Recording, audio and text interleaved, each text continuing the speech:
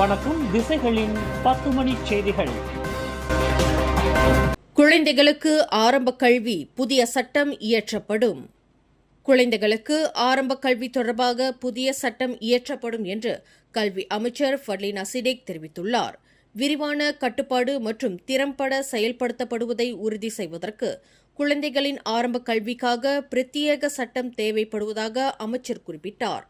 13வது மலேசிய திட்டத்தின் கீழ் கோடி காட்டப்பட்டுள்ள கல்வி சீர்திருத்த நிரலின் உத்திகளில் இதுவும் ஒன்றாகும். குறிப்பாக கல்வி நிர்வாகத்தை வலுப்படுத்துதல் இதில் அடிப்படை கூறாக கருத்தில் கொள்ளப்படும் என்று ஃபட்லினா சிடேக் தெரிவித்தார். வழங்கக்கூடிய கல்வி சேவையில் செயல்திறனை இன்னும் முழுமையாக மேம்படுத்த பாலர் பள்ளி, தொடக்கப்பள்ளி, இடைநிலை பள்ளி முதல் பல்கலைக்கழகத்திற்கு முந்தைய கல்வி வரை கற்றலின் அனைத்து நிலைகளிலும் ஆக்கப்பூர்வமான செயல்பாடு வலுப்படுத்தப்படும் என்று மக்களவையில் 13வது மலேசிய திட்டத்தில் கல்வி அமைச்சு தீர்மானம் மீதான விவாதத்தை நிறைவு செய்து வைத்து உரையாற்றுகையில் ஃபட்லினா விளக்கினார். கடந்த வாரம் முன்னாள் பொருளாதார அமைச்சர் ரஃபிசி ரம்லியின் மகன் மீது நடத்தப்பட்ட தாக்குதலுடன் தன்னை தொடர்புபடுத்தி எழுந்துள்ள குற்றச்சாட்டுகள் தொடர்பில் முன்னாள் பிரதமர் டத்தோஸ்ரீ இஸ்மாயில் சப்ரி யாக்கூப் இன்று போலீசில் புகார் அளித்துள்ளார். கடந்த திங்களன்று ஒரு ஃபேஸ்புக் பக்கத்தில் வெளிவந்துள்ள தகவல் தொடர்பில் அதனை இயக்குபவர் அல்லது உரிமையாளர் மீது உடனடியாக நடவடிக்கை எடுக்கப்பட வேண்டும் என்று இஸ்மாயில் சப்ரியின் உதவியாளர் கோலாலம்பூர் டங்வாங்கி போலீஸ் நிலையத்தில் புகார் அளித்துள்ளார். அத்துடன் தகவல் தொடர்பு மற்றும் மல்டிமீடியா ஆணையமான MCMCயிலும் புகார் அளித்துள்ளார். ரஃபிசியின் மகன் மீது நடத்தப்பட்ட தாக்குதலுடன் தம்மை தொடர்பு படுத்துவது போல் அமைந்துள்ள அந்த ஃபேஸ்புக் பதிவின் உள்ளடக்கம் முற்றிலும் உண்மைக்கு புறம்பானது என்றும் தனது நற்பெயரை கெடுக்கும் வகையில் தீங்கிழைக்கும் நோக்கம் கொண்டது என்றும் இஸ்மாயில் வலியுறுத்தினார். கடந்த புதன்கிழமை கோலாலம்பூர் ஸ்தாபாக்கில் உள்ள ஒரு கொண்டோமினியம் வீடமைப்பு பகுதியின் 22வது மாடியிலிருந்து கீழே விழுந்து தனது மகள் மரணமுற்றதற்கு சக தோழியால் பகடிவதைக்கு ஆளாகியிருக்கலாம் என்று தந்தை ஒருவர் சந்தேகிக்கிறார். இது தொடர்பாக அந்த தந்தை போலீசில் புகார் அளித்துள்ளார். 50 வயதுடைய ஜெஃப் ஹோ என்ற அந்த தந்தை தனது 22 வயது மகள் தலைநகரில் உள்ள ஒரு தனியார் பல்கலைக்கழகத்தில் படித்து வருவதாக கூறினார். 22வது மாடியிலிருந்து விழுந்ததாக நம்பப்படும் தனது மகள் இறந்துவிட்டதாக காலை 8:45 மணியளவில் கொண்டோமினியம் நிர்வாகத்தால் தமக்கு தகவல் அளிக்கப்பட்டதாகவும் தாம் உடனடியாக அந்த இடத்திற்கு சென்றதாகவும் அவர் கூறினார். தனது மகளின் தோழிகள் கருத்து வேறுபாடு காரணமாக மன ரீதியான பகடிவதைக்கு ஆளாகி மன அழுத்தத்தால் அவதியுற்று வந்திருக்கலாம் என்று அந்த தந்தை வங்சமாஜு மாவட்ட போலீஸ் நிலையத்தில் அளித்துள்ள புகாரில் தெரிவித்துள்ளார். தனது மகள் கடந்த வாரம் அந்த ஆடம்பர அடுக்குமாடி வீடமைப்பு பகுதியிலிருந்து குதிக்க முயன்றதாகவும் ஆனால் கொண்டோமினிய பாதுகாப்பு காவலர்களால் வெற்றிகரமாக மீட்கப்பட்டதாகவும் அவர் கூறினார். ஒரு வர்த்தக பெண்மணியான டத்தின் பமேலா லிங் காணாமல் போனது தொடர்பில் போலீசார் இதுவரை 48 பேரிடம் விசாரணை நடத்தியுள்ளனர் என்று உள்துறை அமைச்சர் டத்தோஸ்ரீ சைஃபுடின் நசிட்டியான் இஸ்மாயில் தெரிவித்தார். விசாரணை நடத்தப்பட்ட இந்த 48 பேரில் 4 அதிகாரிகள் மலேசிய ஊழல் தடுப்பு ஆணையமான SPRM-ஐ சேர்ந்தவர்கள் என்று அமைச்சர் விளக்கினார். பமேலா லிங்கின் கடத்தலுக்கு பயன்படுத்தப்பட்டதாக நம்பப்படும் வாகனம் தாய்லாந்து எல்லைக்கு அருகிலுள்ள கிடாவில் உள்ள புக்கெட் காயு இத்தாமில் கண்டுபிடிக்கப்பட்டதாகவும் சைஃபுடின் கூறினார். 42 வயதான பமேலா லிங் கடந்த ஏப்ரல் 9ஆம் தேதி புத்ராஜயாவில் உள்ள SPRM தலைமையகத்தில் வாக்குமூலம் அளிப்பதற்காக விசாரணைக்கு செல்வதாக கூறி கோலாலம்பூர் செராஸிலிருந்து ஹீஹேலிங் வாகனத்தில் சென்றவர் பின்னர் வீடு திரும்பவில்லை என்று அறிவிக்கப்பட்டது. எரிபொருள் வாராந்திர விலை நிர்ணயிப்பில் தீபகற்ப மலேசியாவில் டீசல் விலை லிட்டருக்கு 5 காசு குறைந்துள்ளது. 2 ரிங்கெட் 90 காசுக்கு விற்கப்பட்ட டீசல் விலை 2 ரிங்கெட் 85 காசாக நிர்ணயிக்கப்பட்டுள்ளது. சபா, சரவா மற்றும் லபுவானில் லிட்டருக்கு 2 ரிங்கெட் 15 காசாக நிர்ணயிக்கப்பட்டுள்ளது என்று நிதி அமைச்சு தெரிவித்துள்ளது. பெட்ரோல் ரான் 95 மற்றும் பெட்ரோல் ரான் 97 ஆகியவற்றின் விலையில் எந்த மாற்றமும் இல்லை. அவை முறையே லிட்டருக்கு 2 ரிங்கெட் 5 காசு மற்றும் 3 ரிங்கெட் 13 காசு என விலை நிலைநிறுத்தப்பட்டுள்ளது. ஜொஹூரில் உள்ள ஒரு குடியிருப்பு பகுதியில் ஒரு சிறுவனை மற்றொரு சிறுவன் வயிற்றில் உதைப்பதாக வைரலாகிய காணொலி குறித்து போலீசார் விசாரணை நடத்தி வருகின்றனர். பாதிக்கப்பட்ட சிறுவனின் 33 வயது தாயார் இதுகுறித்து புகார் அளித்துள்ளதாக ஸ்ரீஅலாம் மாவட்ட போலீஸ் தலைவர் சொஹைமி இஷாக் தெரிவித்தார். ஜோஹரில் மோலிக் ரியா ஜாலன் பெர்சியரான் பூமி ஈஜாவில் உள்ள ஒரு அடுக்குமாடி வீட்டுத் தொகுதியின் கீழ்த்தளத்தில் கடந்த ஜூலை 14ஆம் தேதி பிற்பகல் 2 மணியளவில் இந்த சம்பவம் நடந்ததாக விசாரணையில் கண்டறியப்பட்டது என்று அவர் ஒரு அறிக்கையில் தெரிவித்தார். அதே குடியிருப்பு பகுதியில் தங்கியிருப்பதாக நம்பப்படும் ஒரு சிறுவன் தனது மகனின் வயிற்றில் உதைத்ததாக சம்பந்தப்பட்ட மாது புகார் அளித்துள்ளார். இதுகுறித்து தாங்கள் விசாரணை செய்து வருவதாக அவர் மேலும் கூறினார். இந்த தாக்குதல் சம்பவத்தை டோ ஜான் என்பவர் தனது ஃபேஸ்புக்கில் பதிவேற்றிருப்பதாக அறியப்படுகிறது. 21 மில்லியன் ரிங்கெட் நிதியை உள்ளடக்கிய ஒரு போலி முதலீட்டு திட்டத்தில் பங்குதாரராக இருந்ததாக சந்தேகத்தின் பேரில் ஒரு காப்புறுதி முகவர் கைது செய்யப்பட்டுள்ளார். 40 வயது மதிக்கத்தக்க அந்த சந்தேக நபர் நேற்றிரவு 9 மணியளவில் புத்ராஜயாவில் உள்ள SPRM தலைமையகத்தில் வாக்குமூலம் அளித்த பின்னர் கைது செய்யப்பட்டதாக மலேசிய ஊழல் தடுப்பு ஆணையத்தின் வட்டாரம் தெரிவித்துள்ளது. கில்லான் பள்ளத்தாக்கில் உள்ள ஒரு நிறுவனத்தில் தொடங்கப்பட்ட இந்த போலி முதலீட்டில் 22 பேர் ஏமாற்றப்பட்டதாக அந்த வட்டாரம் தெரிவித்துள்ளது. அந்த நிதியை தாங்கள் பெறவில்லை என்று சம்பந்தப்பட்ட நிறுவனம் தெரிவித்த போதிலும் இதில் முதலீடு செய்தவர்களுக்கு போலி சான்றிதழ் வழங்கப்பட்டிருப்பது அம்பலமாகியுள்ளது. இந்த மோசடியில் தொடர்புடைய காப்புறுதி முகவர் சம்பந்தப்பட்டுள்ளதாக சந்தேகிக்கப்படுகிறது. விசாரணைக்கு ஏதுவாக அந்த காப்புறுதி முகவரை வரும் ஞாயிற்றுக்கிழமை வரை தடுத்து வைப்பதற்கு புத்ராஜயா மஜிஸ்ட்ரேட் நீதிமன்றம் அனுமதி வழங்கியுள்ளது. இந்த கைது நடவடிக்கையை SPRM புலனாய்வு பிரிவின் மூத்த இயக்குநர் ஜைனுல் டரூஸ் உறுதிப்படுத்தினார். கடந்த திங்கட்கிழமை பூச்சோங் மற்றும் கோலாலம்பூரை சுற்றியுள்ள பகுதிகளில் மேற்கொள்ளப்பட்ட 4 சோதனை நடவடிக்கைகளில் 5 பேர் கைது செய்யப்பட்டனர். இதன் மூலம் போலீசார் 13.6 மில்லியன் ரிங்கெட் மதிப்புள்ள 425.25 கிலோ ஷாபு வகையைச் சேர்ந்த போதைப்பொருளை பறிமுதல் செய்தனர். புகிடமான் போதைப்பொருள் குற்றவியல் புலனாய்வுத்துறை இயக்குநர் டத்தோ உசேன் ஒமார் கான் கூறுகையில், கைது செய்யப்பட்ட அனைவரும் 33 முதல் 64 வயதுடைய உள்ளூர் வாசிகள் என்றும் இதில் சம்பந்தப்பட்ட கும்பலின் தலைவனும் கைது செய்யப்பட்டுள்ளதாகவும் கூறினார். காலை 11:20 மணிக்கு தொடங்கிய தொடர் சோதனைகளில் போதைப்பொருள் சேமிப்பு கிடங்காக பயன்படுத்தப்பட்ட ஒரு மொட்டை மாடி வீடும் கண்டுபிடிக்கப்பட்டதாக அவர் கூறினார். முதலாவது சந்தேக நபர் பூசாட் பண்டார் பூச்சோங்கில் உள்ள வாகன நிறுத்துமிடத்தில் பிடிபட்டார். அவர் ஓட்டிச் சென்ற காரில் 103.87 கிலோ ஷாபு கண்டுபிடிக்கப்பட்டது. அதைத் தொடர்ந்து டமான்சரா பூச்சோங் நெடுஞ்சாலையின் பிரதான சாலையில் நடந்த 2வது சோதனையில் மற்றொரு சந்தேக நபர் கைது செய்யப்பட்டு 37.21 கிராம் ஷாபு பறிமுதல் செய்யப்பட்டது என்று டத்தோ உசேன் தெரிவித்தார். குற்றம் சாட்டப்பட்ட சிறார்கள் உட்பட சட்டத்தை மீறுபவர்கள் அனைவருக்கும் எதிராக ஒருபோதும் சமரச போக்கு கடைபிடிக்கப்படாது என்று அரசாங்கம் உத்தரவாதம் வழங்கியுள்ளது.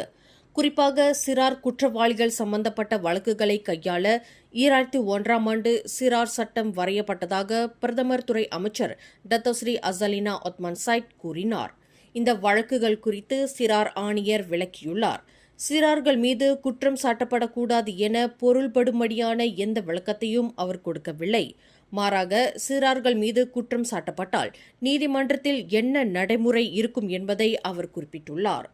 கோலாலம்பூர் மாநாட்டு மையத்தில் நடைபெற்ற 2025 ஆசியான் சட்டமன்ற ஆய்வரங்கில் கலந்து கொண்ட பின்னர் செய்தியாளர்களிடம் அவர் இதனை கூறினார். சிறார்கள் சட்ட ரீதியான தவறுகளை செய்தால் குற்றவியல் சட்டத்தின் விதிகளை பின்பற்றி குற்றம் சாட்டப்படலாம் என்று பங்கராங் நாடாளுமன்ற உறுப்பினருமான அவர் மேலும் தெரிவித்தார். B40 குடும்பங்களைச் சேர்ந்த பிள்ளைகளை இலக்காக கொண்டு கொலகபுபாரு நகரில் ஜலான் டத்தோ முடா ஜஃபாரில் தாரா இலவச டியூஷன் மையம் திறக்கப்பட்டுள்ளது. தாரா அறக்கட்டளை கல்வியாளரும் மூடா கட்சியின் உலுஸ்லாங்கூர் தொகுதி ஒருங்கிணைப்பாளருமான டாக்டர் ஆர் சிவபிரகாஷ் மற்றும் பெர்சத்வான் பிற்பாடுவான் உலுஸ்லாங்கூர் ஆகிய முத்தரப்பு ஏற்பாட்டில் இந்த இலவச தாரா டியூஷன் மையம் தொடங்கப்பட்டுள்ளது.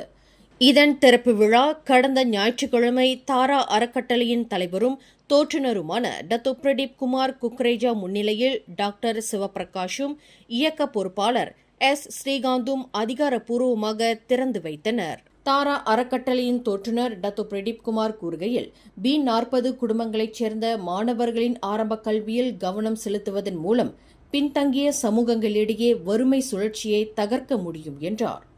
B40 குடும்பங்களில் பெற்றோர்கள் போதுமான கல்வியை கொண்டிருக்காத காரணத்தினால் பள்ளிப்பாட நடவடிக்கைகள் தொடர்பாக தங்கள் பிள்ளைகளுக்கு வழிகாட்ட முடியாத நிலையில் உள்ளனர். இத்தகைய குடும்பங்களைச் சேர்ந்த பிள்ளைகளில் 90 விழுக்காட்டினர் பெற்றோர்களைப் போலவே உடல் உழைப்பு தொழிலாளர்களாக மாற வேண்டியுள்ளது. எனவே இதனை தடுக்க இத்தகைய பிள்ளைகளுக்கு சிறப்பு கவனம் செலுத்தி அவர்களுக்கு ஆரம்ப கல்வியை வழங்கவும் வழிகாட்டவும் உரிய கல்வி வாய்ப்பை ஏற்படுத்தவும் தாரா அறக்கட்டளை ஏற்பாட்டில் இந்த இலவச டியூஷன் மையம் திறக்கப்பட்டுள்ளதாக டத்தோ பிரதீப் குமார் விவரித்தார். What we found that the parents of the B40 children, they are laborers, they don't have education, they cannot teach the children. So father is working, mother is working. When the children come home, nobody to guide them. So what happens is these children go astray, and according to our survey, 90% of the children of the B40 community, they also will become laborers. They'll go in the B40 community, blue collar jobs, is it? So we found that the only way to help them to come out of the B40 community. Tara tuition மையத்தின் ஒருங்கிணைப்பாளர்களில் ஒருவரான doctor Sivaprakash கூறுகையில் B40 குடும்பங்களைச் சேர்ந்த பிள்ளைகள் மட்டுமின்றி யார் யார் டியூஷன் படிப்பதற்கு வாய்ப்பின்றி இருக்கிறார்களோ அனைவரும் இந்த தாரா இலவச கல்வி மையத்தை பயன்படுத்திக் கொள்ளலாம் என்றார். எப்படி ஆங்கிற வார்த்தை மொதல் வார்த்தையா இருந்து எல்லாத்துக்கும் ஆரம்பிக்குதோ, இங்க நம்ம கேகேபியில எஜுகேஷன் ஃப்ரீ டியூஷன் சொல்லிட்டு ஒரு ப்ரோக்ராம் நம்ம ஆரம்பிச்சிருக்கோம். Tara foundation, persatuan perpaduan hulu Selangor, என்னோட பர்சனல் கெப்பாசிட்டியோட சேர்ந்து ஒரு ப்ரோக்ராம் இங்க ரன் பண்றோம். இந்த ப்ரோக்ராம் B40 ஸ்டூடெண்ட்ஸ்க்கு மட்டும் இல்லாம யார் யாருக்கெல்லாம் டியூஷன் கல்வி இலவசமா எதிர்பார்க்கறாங்களோ இங்க கலந்துக்கலாம். 1ஆம் வகுப்பு முதல் படிவம் 5 வரைக்குமான மாணவர்களுக்கு வழங்கப்படும் இந்த இலவச டியூஷன் கல்விக்கு தொண்டூழிய ஆசிரியர்களும் வரவேற்கப்படுவதாக டாக்டர் சிவபிரகாஷ் தெரிவித்தார். கொலகொபுபாரு வட்டாரத்தில் தாரா இலவச கல்வி மையம் திறக்கப்பட்டிருப்பது பெரும் மகிழ்ச்சியை அளிக்கிறது என்றும் அப்பகுதியில் நீண்ட காலமாக வசித்து வரும் மகேஸ்வரி தெரிவித்தார். சிறந்த ஆசிரியர்களை கொண்டு இங்க இந்த டியூஷன் சென்டர் ஏற்பாடு செய்யப்பட்டிருக்கிறது. ஸோ நாங்கள் ரொம்ப மகிழ்ச்சி அடைகிறோம். ஏன்னா இலவசமா ஒரு தரமான கல்வி நம்மளுக்கு கிடைக்கிறது ரொம்ப அரிது. இந்த இலவச டியூஷன் மையம் திறக்கப்பட்டிருப்பது பிள்ளைகள் டியூஷன் பயில்வதற்கு தம்மை போன்ற B40 குடும்பங்களைச் சேர்ந்தவர்களின் கல்வி செலவினத்தை குறைத்துள்ளதாக கடந்த 9 ஆண்டுகளாக கொலகொபுவாருவில் வசித்து வரும் மலாய்க்கார பெற்றோர் தெரிவித்தார். Selama ni saya dah pernah mencari pusat tuition untuk anak-anak saya. Selepas saya mendengar pusat tuition ni secara pertama, saya terus hantar anak saya ke sini. Baguslah, dia meringankan beban untuk golongan ibu bapa yang kurang kemampuan untuk memberi pembelajaran yang lebih kepada anak-anak diorang. படிப்பு மட்டுமின்றி நல்லொழுக்கத்தை கற்றுக் கொடுக்கும் ஒரு மையமாக தாரா இலவச கல்வி மையத்தில் தமது 3 பிள்ளைகளையும் சேர்த்திருப்பதாக பெற்றோர் மகேஸ்வரி தெரிவித்தார். ஸோ ஏன் இதை இந்த வாய்ப்பு நழுவ விடணும், ஸோ பிள்ளைங்க 3 பேருமே போடலான்னு சொல்லிட்டு 3 பேருமே போட்டேன். நிறைய விஷயங்கள் சொல்லி தராங்க. படிப்பு மட்டும் இல்லை, நல்லொழுக்கத்தை சொல்லி கொடுக்குறாங்க. நிறைய கலைகள் எல்லாம் சொல்லி தராங்க. இது பிள்ளைங்களுக்கு எதிர்காலத்துக்கு ரொம்ப ஒரு உறுதுணையா இருக்கும். முன்னதாக தாரா இலவச கல்வி மையம் நிறுவப்பட்டு இருப்பது தொடர்பில் டத்தோ பிரதீப் குமார், டாக்டர் சிவபிரகாஷ் மற்றும் ஸ்ரீகாந்த் ஆகிய மூவரிடையே கருத்திணக்க ஒப்பந்தம் கையெழுத்திடப்பட்டது. 1 மாத கால நாடு தழுவிய தேடுதல் வேட்டைக்கு பிறகு கின்னஸ் மலேசியா நிறுவனம் அதன் முதல் CPOS தலைமை பாயிண்ட் அதிகாரிகளை அதிகாரப்பூர்வமாக முடிசூட்டியது. அவர்களில் ஒருவர் விதிமுறைகள் மற்றும் நிபந்தனைகளுக்கு உட்பட்டு அயர்லாந்து தலைநகர் டப்ளினின் சின்னமான கின்னஸ் ஸ்டோர்ஹவுஸுக்கு ஒரு பிரத்யேக பயணத்திற்கு தயாராக உள்ளார். மலேசியாவின் மிகச்சிறந்த வேலையாக இருக்கக்கூடிய பிராண்டின் தரத்தை நிலைநிறுத்தக்கூடிய பணிகளுக்கு கிடைக்கப்பெற்ற நூற்றுக்கணக்கான பதிவுகளை கின்னஸ் மலேசியா பெற்றது. இவற்றில் 10 இறுதிப் போட்டியாளர்கள் CPO கின்னஸ் தர தூதர் பதவிக்கான இறுதிப் போட்டிக்கு வருகை தந்தனர். மாபெரும் இறுதிப் போட்டி கோலாலம்பூர் பெவிலியனில் உள்ள ஆர்தர்ஸ் ஸ்டோர்ஹவுஸில் நடைபெற்றது. அங்கு 10 இறுதிப் போட்டியாளர்கள் தொடர்ச்சியான சவால்களின் மூலம் போராடினர். கின்னஸ் கருப்பொருள் கொண்ட ட்ரிவியா சுற்று முதல் பாயிண்ட் சோதனைகள் வரை கின்னஸ் தூதர்களின் நேரடி கண்காணிப்புடன் நடைபெற்றது. ஒரு சரியான ஊற்றலை அங்கீகரிக்கக்கூடிய, பிராண்டின் தரத்தை நிலைநிறுத்தக்கூடிய மற்றும் பார்வையிட தகுந்த சிறந்த பார்களை பரிந்துரைக்கக்கூடிய ஒருவரை தேர்வு செய்வதே இந்த போட்டியின் நோக்கமாகும். சுவை இல்லாமல் ஒரு குறைபாடற்ற பாயிண்டை அடையாளம் காணும் திறன், தூய்மை, குளிர்ச்சி மற்றும் நம்பிக்கை உள்ளிட்ட பிராண்டின் கையொப்பமான 7 C's ஆஃப் த பெர்ஃபெக்ட் பார் பாயிண்டை நிரூபிக்கும் திறன் மற்றும் அழுத்தத்தின் கீழ் கின்னஸில் புகழ்பெற்ற பாயிண்ட் சடங்கை நிறைவு செய்யும் திறன் ஆகியவற்றின் அடிப்படையில் இறுதிப் போட்டியாளர்கள் மதிப்பிடப்பட்டனர்.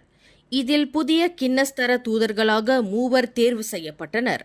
கோலாலம்பூர் அலாம் டாமாயைச் சேர்ந்த சியா புய் குன், பஹாங் கேம்ரன் மலையைச் சேர்ந்த ஆங் லி மின் மற்றும் ஸ்லாங்கூர் ரவாங்கைச் சேர்ந்த தீபன் அனடாச்சன் என்ற ஏகநாதன் ஆகியோர் தேர்வு செய்யப்பட்டனர்.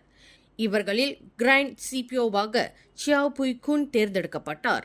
இதற்கான வெகுமதியை அவர் அனுபவிப்பதோடு கின்னஸ் மலேசியா அனைத்து செலவுகளையும் ஏற்று அவரை கின்னஸின் தாயகமாக திகழும் டப்ளினுக்கு அனுப்பி புகழ்பெற்ற கின்னஸ் ஸ்டார்ஹவுஸை பார்வையிட்டு அதன் மூல பிராண்டின் பாரம்பரியத்தை அனுபவிக்க வாய்ப்பு வழங்கியுள்ளது. அதேவேளையில் இறுதிப் போட்டியில் தேர்வு செய்யப்பட்ட 3 தற்போது மலேசியா முழுவதும் பிராண்டின் தராதரங்களை அங்கீகரித்தல், கொண்டாடுதல் மற்றும் நிலைநிறுத்துதல் ஆகியவற்றின் பொறுப்பை ஏற்கின்றனர். மேலும் செய்திகளை தெரிந்து கொள்ள கீழே இருக்கும் பெல் பட்டனை அழுத்துங்கள். உங்கள் மகிழ்ச்சியை வெளிப்படுத்த லைக் மற்றும் ஷேர் செய்யுங்கள். தொடர்ந்து திசைகளோடு இணைந்திருக்க சப்ஸ்கிரைப் செய்யுங்கள்.